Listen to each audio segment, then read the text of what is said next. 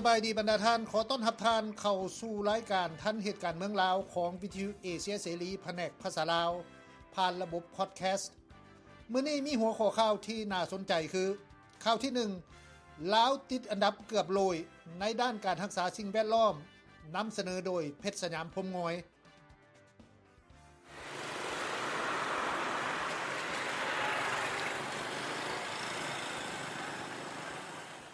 ดัชนีประสิทธิภาพด้านสิ่งแวดล้อมหรือ EPI ปี 2024 ฉบับล่าสุดได้รายงานด้านความยืนยงสุขภาพสิ่งแวดล้อมและความสมบูรณ์ของระบบนิเวศทั่วโลกโดยประเทศลาวถูกจัดอันดับให้อยู่ในอันดับที่178จากทั้งหมด180ประเทศทั่วโลกด้วยคะแนน 26.3 จาก100คะแนนเกือบอันดับสุดท้ายรองจากประเทศปากีสถานและประเทศเวียดนามการประเมินผลพบว่าประเทศลาวมีการนำใช้ทรัพยากรธรรมชาติอย่างหนักหน่วงและขาดประสิทธิภาพในการควบคุมเป็นต้นเรื่องคุณภาพอากาศการบริหารจัดการน้ำการจัดการขี้เหงื่อการปกปักรักษาป่าไม้และการปล่อยอายพิษเฮือนแก้วท่านประธานได้เงินมาบริหารอยู่แต่ว่าบ่สมค่านะสมมติว่าป่าไม้ซึ่งลดลงบ่ได้ตามแผนยุทธศาสตร์ของป่าไม้มันบ่คุ้มแท้มันก็ป่าไม้ดิบน้อยซะลงชาวบ้านบ่มีดินทำการผลิต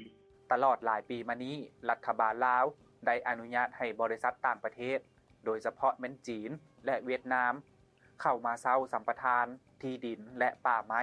เป็นจำนวนหลายโดยบ่มีการควบคุมปริมาณและคุณภาพหลายโครงการบ่ปฏิบัติตามสัญญาด้านสิ่งแวดล้อมเฮ็ดให้เกิดผลกระทบต่อสิ่งแวดล้อมและสังคมอย่างหนักยกตัวอย่างมีการปล่อยสารเคมีลงสู่แหล่งน้ำธรรมชาติกระทบต่อระบบนิเวศและวิถีชีวิตของชาวบ้านมีการตัดไม้ทำลายป่าเพื่อขุดค้นแร่ธาตุเพื่อปลูกพืชเศรษฐกิจและการสร้างเขื่อนเป็นจำนวนหลายเมื่อเกิดผลกระทบขึ้นแล้วผัดบ่สามารถแก้ไขผลกระทบเหล่านั้นได้อย่างมีประสิทธิภาพสูงสุดข่าวที่2มีประชาชนลักลอบตัดไม้อยู่เขตเมืองตุ้มล้านแขวงสารวันนำเสนอโดยข้าพเจ้าเองอุ่นแก้วสุขสวรรค์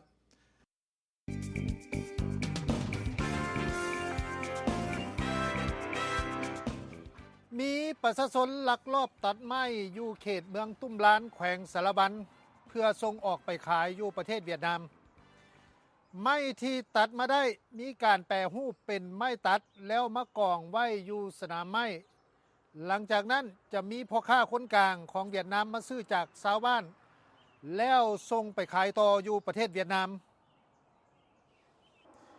ชาวบ้านเมืองตุ้มล้านได้กล่าวว่าไม้ดังกล่าวมีจำนวนหลายพันเม็ดก้อนและคอยทยอยส่งออกผ่านด่านชายแดนละไลอยู่เมืองสมวยแขวงสารวันที่ติดกับชายแดนเวียดนามนอกจากนี้เจ้าหน้าที่แขวงสารวันท่านหนึ่งได้กล่าวว่าจุดท่อนโฮมไม้ห่างจากเมืองตุ้มล้านประมาณ 3-4 กิโลเมตรเท่านั้นชาวบ้านยังกล่าวตื่มว่าไม้ดังกล่าวเป็นไม้ผิดกฎหมายของประชาชนอยู่เขตดังกล่าวโดยมีเจ้าหน้าที่เมืองเป็นใจให้ชาวบ้านตัดไม้มีการลักลอบตัดไม้อยู่เขตเมืองตุ้มล้านมาได้ประมาณ3 ปีแล้วแต่เจ้าหน้าที่เกี่ยวข้องยังบ่มีการดำเนินการหยังในการปราบปรามนอกจากนี้อยู่แขวงสวรรณเขตก็มีคนพบเห็นว่ามีรถแก่ไม้ตับคว่ำอยู่เขตด้านซ้ายแดนแขวงสวรรณเขตในวันที่9 พฤษภาคมนี้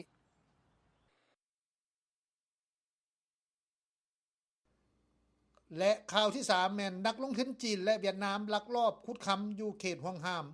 อุทยานแห่งชาติน้ำแอดภูเลย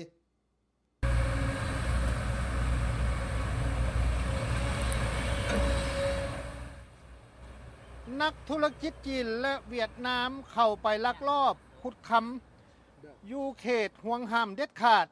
ที่ขึ้นกับอุทยานแห่งชาติน้ำแอดภูเลยเมืองเหี่ยมแขวงหัวพันเจ้าหน้าที่วิชาการท่านหนึ่งได้กล่าวต่อเอเชียเสรีว่าจุดพิกัดที่มีการลักลอบขุดค้ำดังกล่าวอยู่ในเขตแม่น้ำหางตั้งอยู่ในอุทยานแห่งชาติน้ำแอดภูเลยขึ้นกับเมืองเหี่ยมและมีการลักลอบขุดค้นมาแต่ปี2025เป็นต้นมาที่ผ่านมาท้ายปี2025เจ้าหน้าที่แขวงหัวพัน ได้ลงไปกวาดล้างจับกลุ่มแล้วครั้งหนึ่งแต่ปัจจุบันผู้ลักลอบก่อกลับเข้ามาขุดค้นค้ำอีกคือเก่าเจ้าหน้าที่วิชาการท่านนี้ยังกล่าวตื่มว่าผู้เข้าไปขุดค้นได้ให้สินบนเจ้าหน้าที่คุ้มครองอุทยานเมืองเหี่ยมเพื่อเบิกทางให้มีการขุดค้นค้ำในเขตดังกล่าวจุดที่มีการขุดค้ำตั้งอยู่เขตอุทยานแห่งชาติน้ำแอดภูเลยซึ่งเป็นเขตห่วงห้ามคันเด็ดขาดหรือคอโซนปัจจุบันมีเครื่องกลจักรขุดค้ำเส้นรถจก17คันและตะแกรงเหล็กเครื่องหอนค้ำ7อันนอกจากนี้ยังมีการขุดค้นค้ำที่ผิดกฎหมายอยู่บริเวณตีนน้ำแอดภูเลยเช่นเดียวกัน